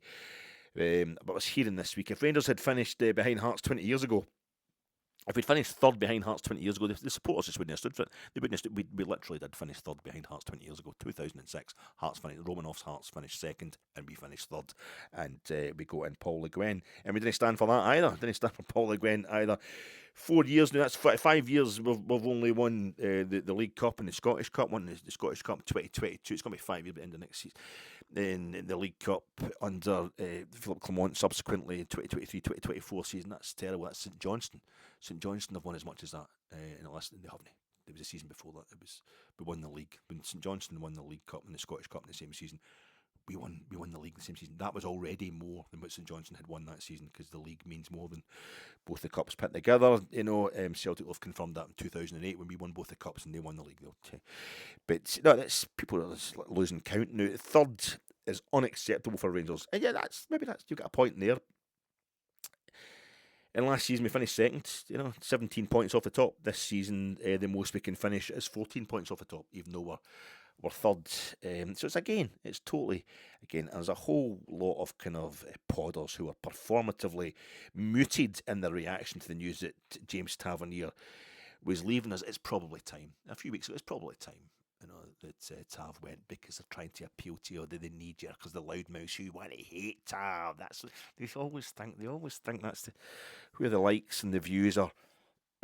Well, this week they're performatively offended on behalf of James Tavernier. Danny Röhl's presser today, Very downbeat in a respectful way, clearly cognisant that some fans, and Tav himself, are upset by him dropping Tav on Wednesday night. But there was no kind of combative or acrimonious demeanour from Danny Röhl. Some former players chipping in as well with their opinion. I don't even know who the former players were. I didn't bother reading too much into that.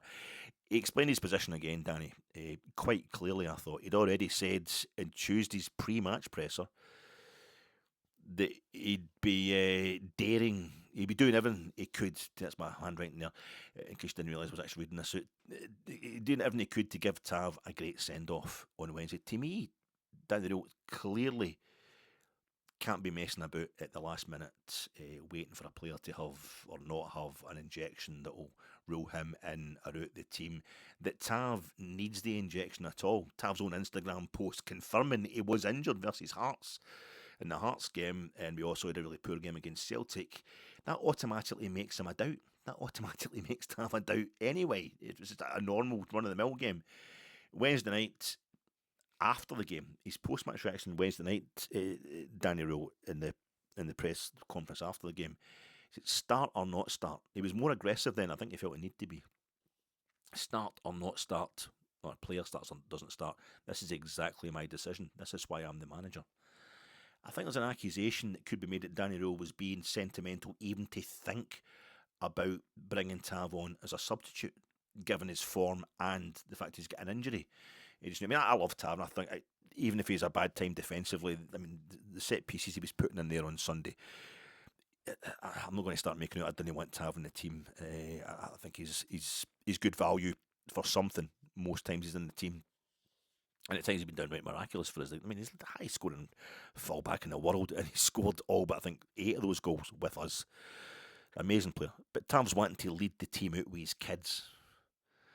Whereas basically Danny Röhl is going out of his way to get Tav on at some point versus Hibs. And he said, let him have he can have a presentation before the game with his wife and his kids coming out onto the park or whatever, and maybe he's not going to start the game, but he can come out the Rangers shirt and all that, do the leading the team out thing, just he can't play the game, I don't know.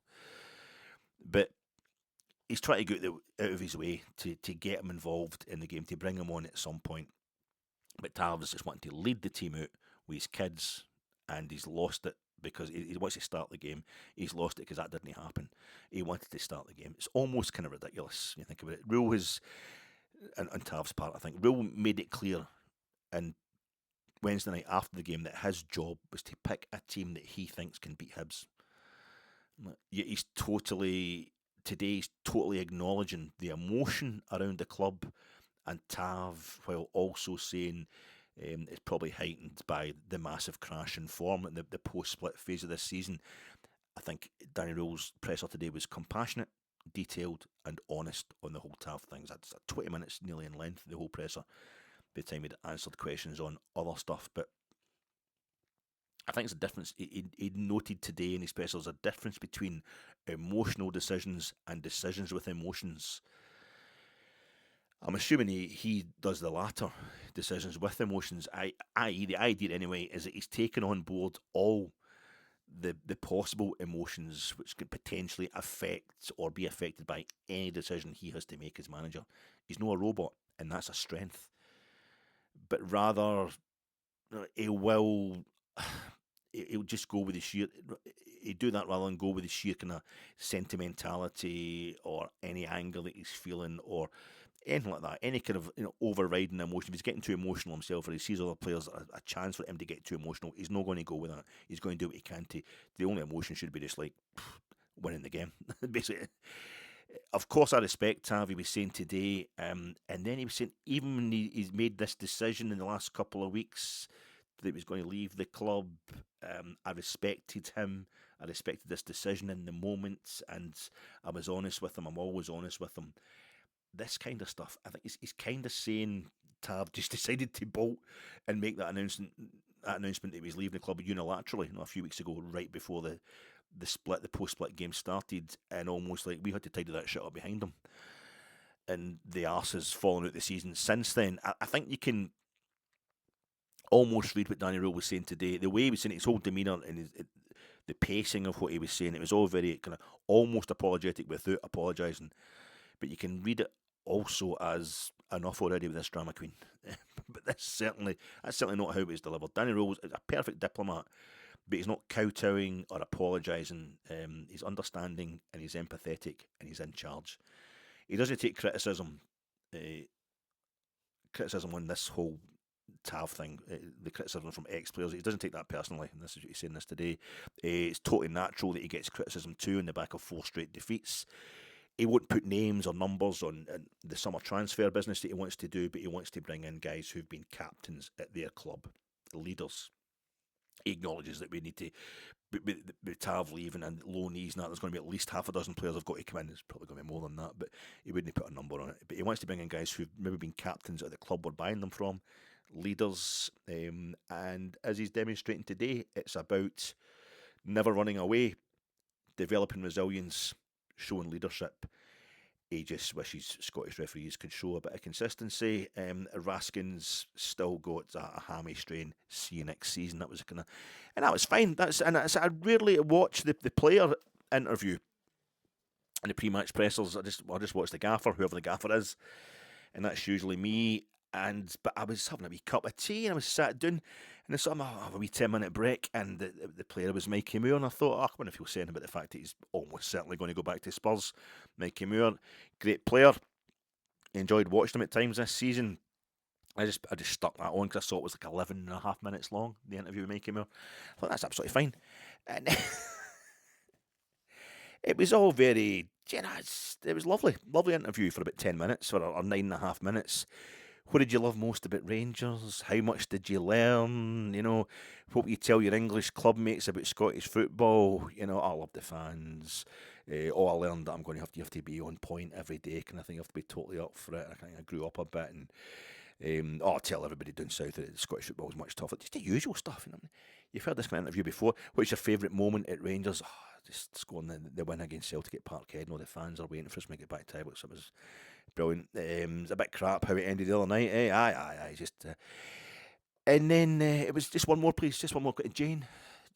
And at this point, I'm like, by the way, I better get a podcast out. I better go and get this pod done early, the preview pod, because the game kicks off at 12:30 in the morning. This is like just before tea time. I'm going to go get it. And it was like, there's only 2 more minutes to go. It's just a lot of blandishments. It's the kind of questions. And there was something in there about, the players not being able to stand up and deliver and all that. But that's what you say. No one anything. That's just the standard pattern. I hadn't really, kind of uncontroversial, almost like a testimonial of an interview. He's definitely gone back to Spurs. I know the English hacks have been saying he's definitely going back to Spurs, but we're being teased that it hasn't been done yet and he might stay with us. I don't know. He's got to be kind of.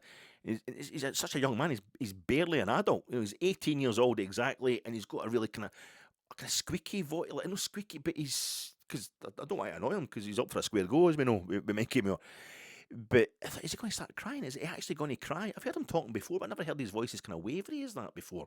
I thought maybe it's actually really getting to him. The pair lads, it will have been tumultuous to be involved in all the ups and downs this season with Russell Martin and all that horror stuff, and then the league getting chucked at the last minute. He definitely puts everything he can into a game, whether it's gone from or not.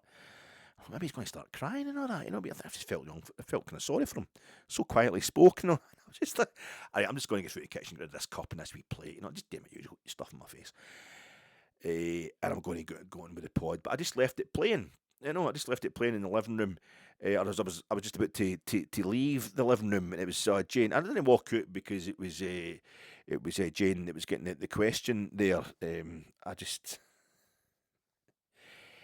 said, and what's her name? Jane Lewis. Sorry, I'm trying to remember Jane Lewis's name. It's horrifically sexist, and she's had enough of that for Brendan Rodgers. So, the thing you were saying about the players not delivering, says Jane Lewis. Any idea why that's happening? Something along those lines. And I thought, it's just no controversial enough, Jane, is it? I just know you have to. That's no sexism. I'm just like giving her as much a hard time as I do the other hacks. You've heard me before slagging Big Rahman and all that. When he deserves it. Oh, I love him to bits, but. Just the usual stuff. Try to get a bit of it. And there's only 2 minutes this I can see by the time there's only 2 minutes this interview to go. I've just got to walk through to the kitchen here and put this plate down. And and your kind of like cultural spreadsheet. If you're my age, you kind of mid to late 50s, you'll have can I get a rewind? Can I get a rewind? You'll have that. Can I get a rewind? And selector. You'll have all that stuff in your pantry of references, the same as myself, and I've got it in there as well.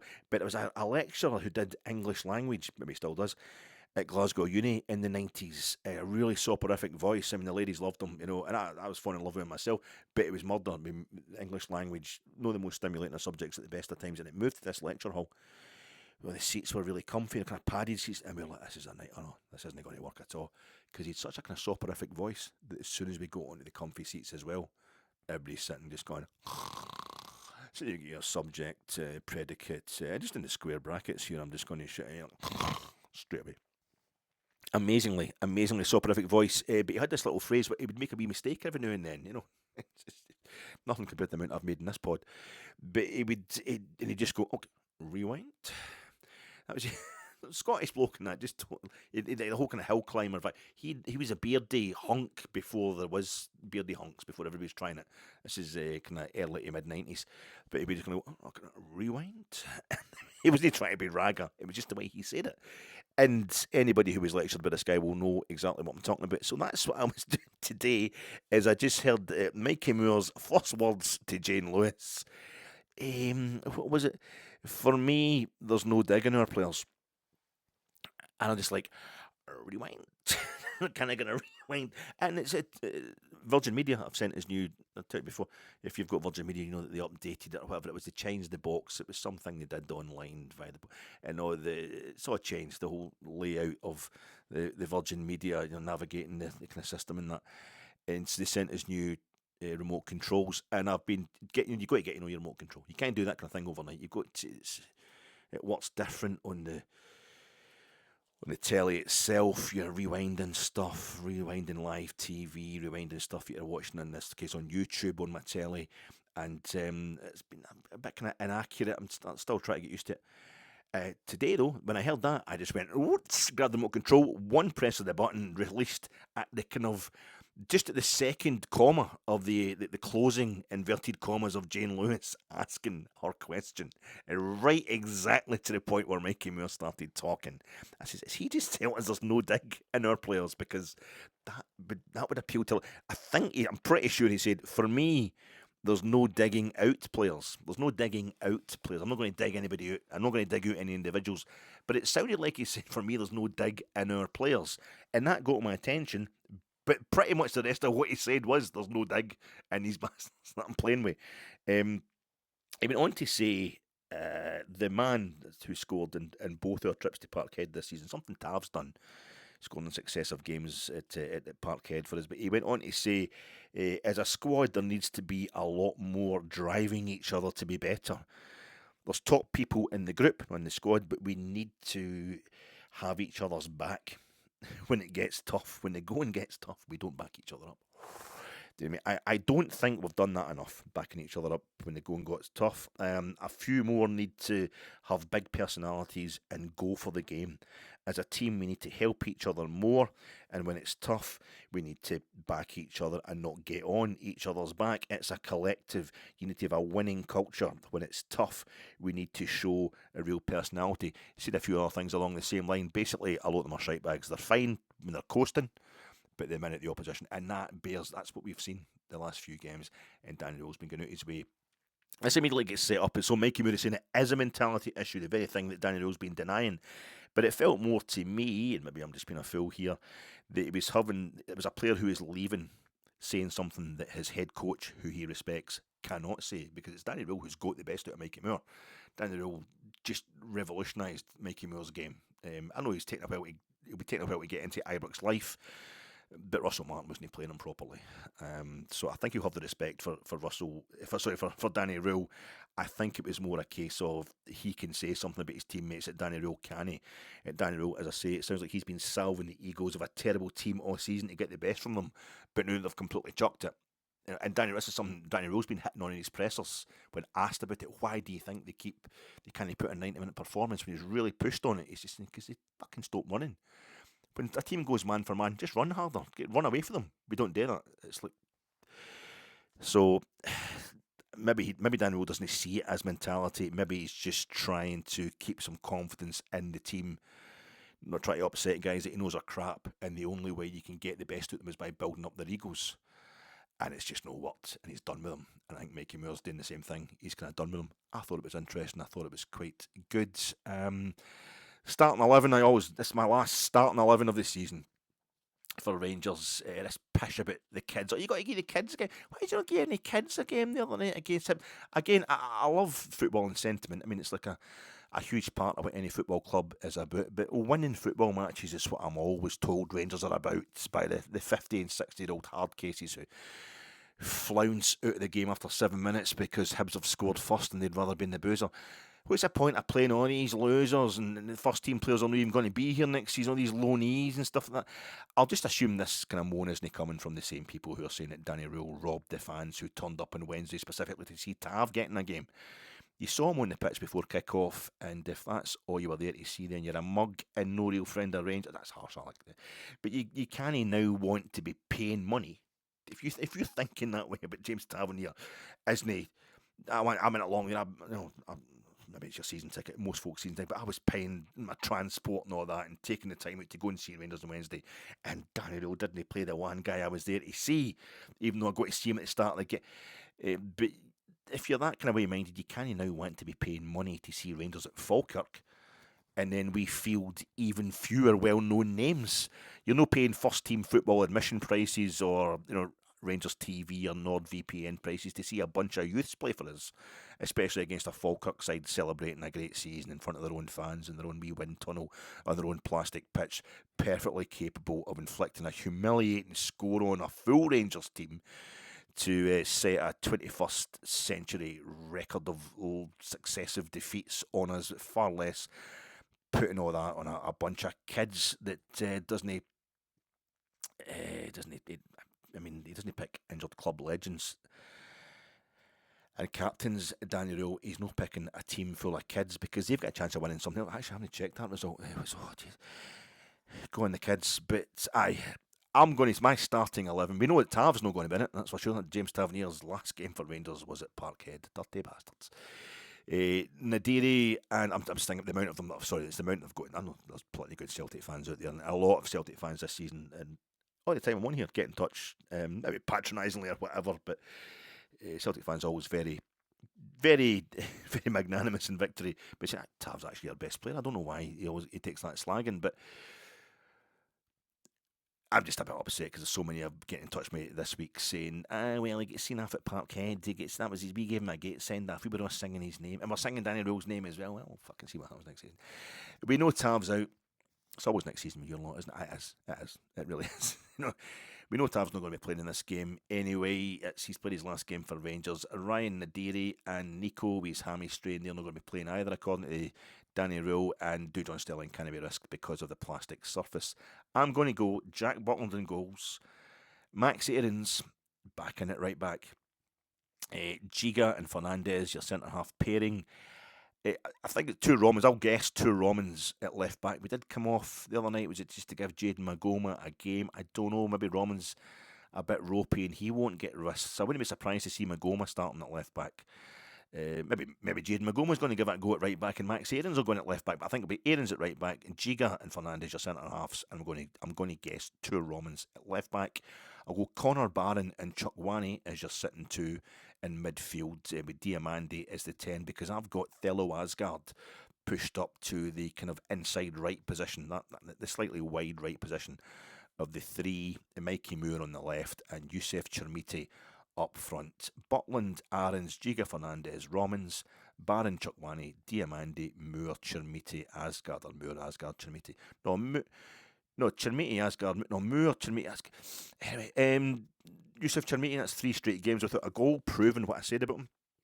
The minute he starts scoring against your Falkirks, your Motherwells, he's going to stop scoring against Celtic and Hearts, and that's exactly what's happened. But if Tav's 14 goals, the top scorer just now across all competitions, Youssef has got 12 goals, all in the league, so it'll be a hat-trick tomorrow and he goes on to 15 goals. I don't mean that against Tav. It'd be nice if Tav could finish top scorer, and my score prediction would let Tav finish top scorer as well. But Yusuf Chermiti, if he plays tomorrow, a hat trick would make him top scorer for the season for us. But I mean, Gassama, Antman, Skov Olsen, they may be more or equally likely to start wide right instead of Asgard. We'll see. But will we? Will we see it? Will we see this game? My score prediction, my last score prediction for the season is 1,038. That's the number of Rangers fans I think are going to watch this game, either by being there at Falkirk or watching it on online like myself. I'm going to try tomorrow. Staunchest Bears in the world. I remember. I was trying to think, when was it? It was 2004. It was Martin O'Neill's Celtic. They were in the quarter-finals of the UEFA Cup. And they got to the final the previous season. And at this point, Rangers haven't been in a European final for 30 odd years. And it was just, they were playing, they'd drawn one each in the first leg of the quarter-finals. Last time Celtic got that far in Europe. We've subsequently been to 2 European finals and quarter-finals and last 16s and all that. But they were playing Villarreal. They'd drawn one each at Parkhead in the second leg of the quarter-final. And El Madrigal, they're playing there the same night we're playing Livingston in a league game. The league was practically done. I think we had to. I think the fact that we drew one each, and I wasn't at the game, and there was a pay-per-view type thing going on somewhere, and I paid for that.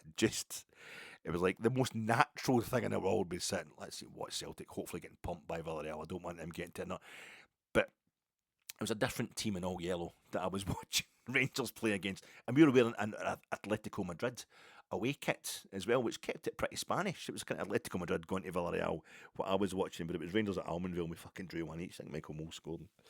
They equalised late on. I think that meant Celtic could win the league when they come back. But Celtic did get beat in that European game, but they grannied us in the league that season, and it was just, it was it was pretty bad all round.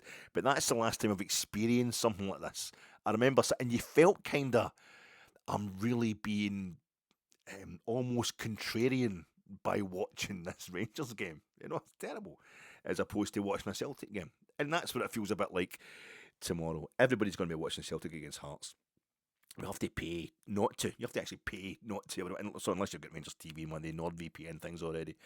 But if my phone tells me Hearts have scored, I'll be ditching my laptop picture.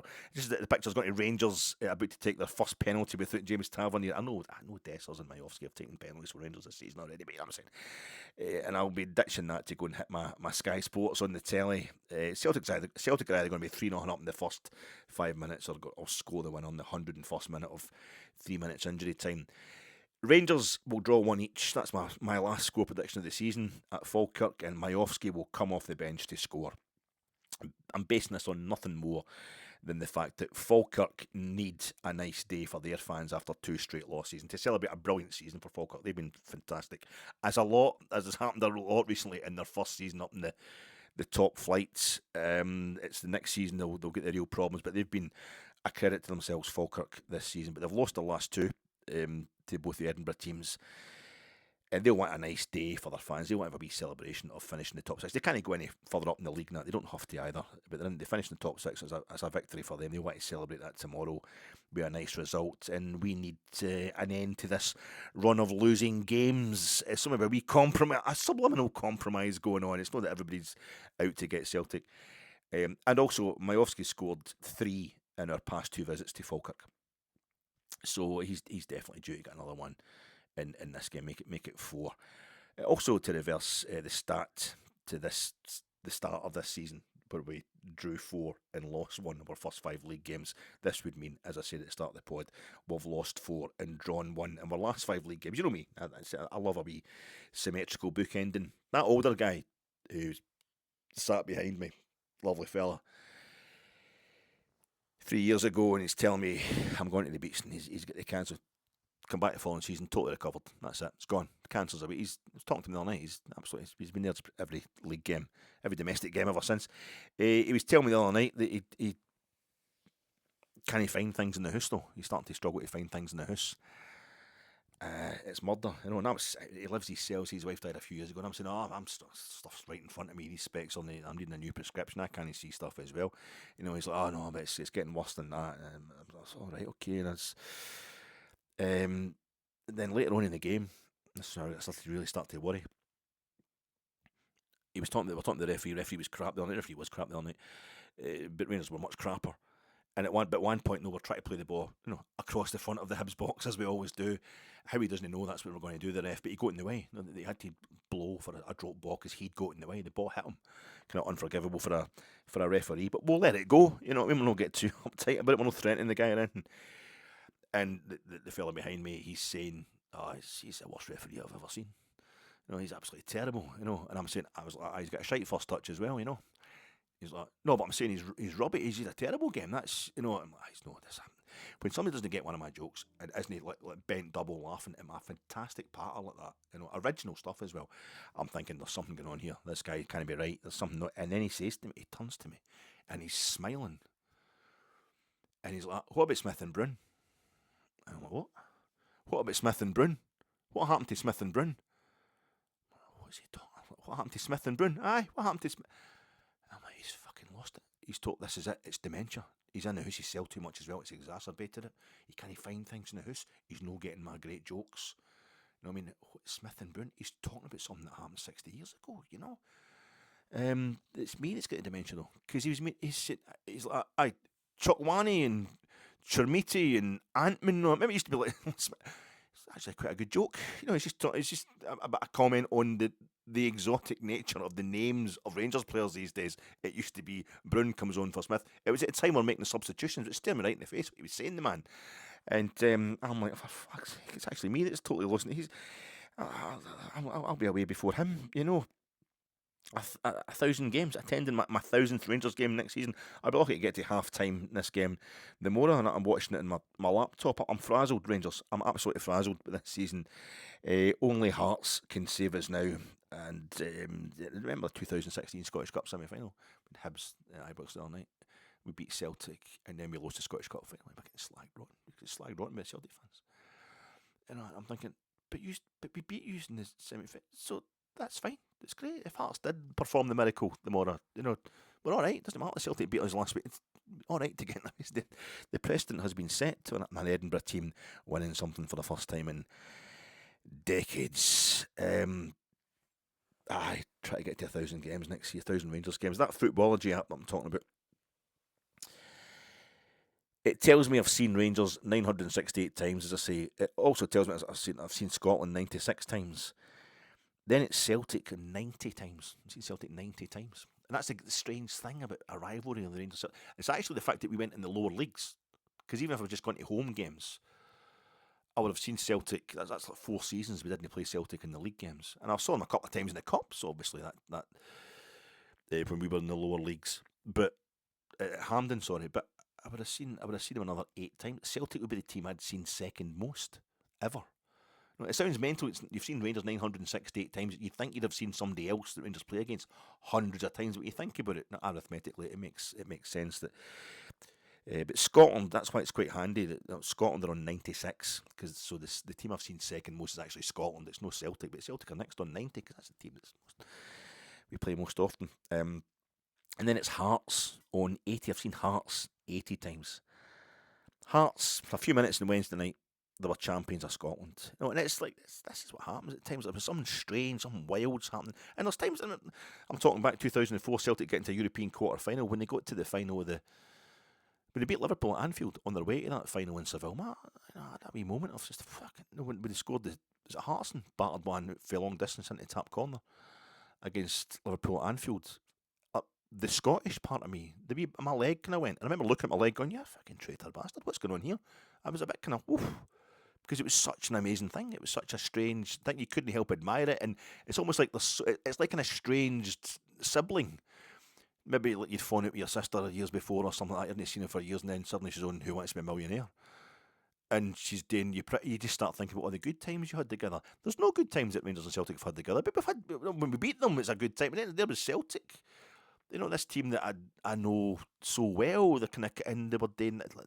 I've got such an admiration for all the big. I know my European stuff. I like my European club football. So this was Anfield, Fortress Anfield, the stadium I grew up with, and there was Celtic scoring. I remember, jeez. So that familiarity, it breeds contempt, but there's also a kind of underlying, they're part of your story. They're part of there's no football without referees. There's no football without your opponents. And the Jambos had several problems with them. The songs they've been singing about the Rangers dying and the Hearts surviving. I was gutted when I thought Hearts were going to go down the tubes, and I thought it was kind of nasty. It's just football banter, isn't it? But no doubt they're definitely part of our life as well. And I'd recorded it, or the way I've got the Virgin Media set up now, automatically recorded it the other night. Hearts against Falkirk, and I wanted to hear all the patter and all that, and afterwards keep up with what's happening. And I watched the bit where Hearts went 2-0 up while Celtic were getting beat at FOR Park, and I was fucking tears in my eyes. I would never get for. I would get for Rangers. Obviously, I'm blinded with the tears of Rangers when we start winning stuff, when we big moments. But this was like the way I was crying for the Scotland women's team when they were 2-0 up in the Parc des Princes against Argentina, and Argentina started scoring the goals. And I thought, no, the women as well. No, the women as well. They can't be afflicted by the Scotland World Cup thing, and they were. And I was devastated. It's like, if it's somebody I really care, if like the Rangers or the Scotland men's national team, I watch all the time. I'm ready. The pain, any pain, I'll take it. I'll not give any the satisfaction I've seen. But almost like the safety of your own home and just somebody else. And I was watching it, I was feeling fucking sorry for them.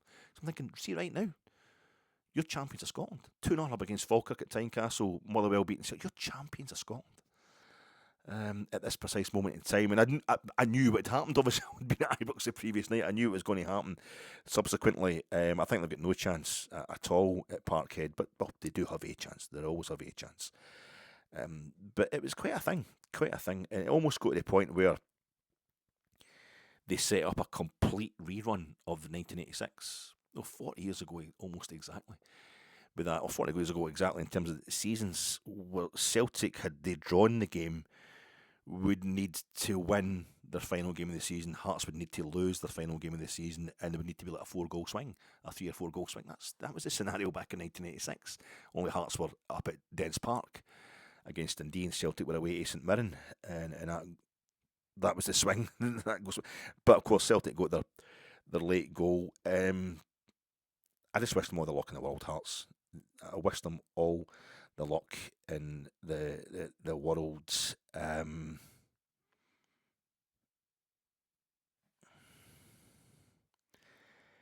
They've been top of the league since September, and it's an amazing thing. Doesn't matter, even if it's a Celtic fan. I was at Hampden when Hibs won the Scottish Cup. They kind of spoiled it by invading the pitch and attacking our players. But I was prepared for that to happen. I witnessed an amazing thing. I saw Hibs win the Scottish Cup for the first time in 114 years. Something they'd been slagged about consistently not being able to do. Hearts have been slagged in the years about what happened in 86 and what happened in 1965 as well. Last day of the season, it would be an amazing thing, even Celtic fans would admit, to see Hearts winning that title in front of them tomorrow. And I actually feel a bit of pride there that they've been top of the league since September, Hearts, except for a few hours, as Ian Crocker was saying the other night. And that was us. We've got a manager who did get us top of the league, despite JAMBOS, and I would like it to be that since September, it's only been for a few hours that anybody other than Hearts has been top of the SPFL Premiership Stadium. Good luck, JAMBOS. We sacked one head coach at Falkirk this season. It's arguable his replacement's high point came at Falkirk too. The hope, remember the hope after that 6-3 win over Falkirk? That was only a few weeks ago. His last win certainly did. Certainly did feel like a high point of the season. We wonder if that's where his last game comes to. Danny Röhl. I can't see Danny Röhl getting sacked. They chops I go at Tesco Maryhill. A fine establishment, yep, but you can't break your code. You can't break your code you live by and hope to achieve success. I'm a Morrison's Annisland man, right to my very core. And Neil Macaulay in the 1995 LA crime saga Heat, directed by Michael Mann, he does indeed get himself attached to something that he cannot walk away from in 30 seconds flat when he feels the heat come around. When he sees Al Pacino coming down the road, he tries it. He tries to do it, but he's already given up on his code, and it gets him killed. The fans are always impatient. Rangers fans are always impatient, and our board does the right thing by us. Yes.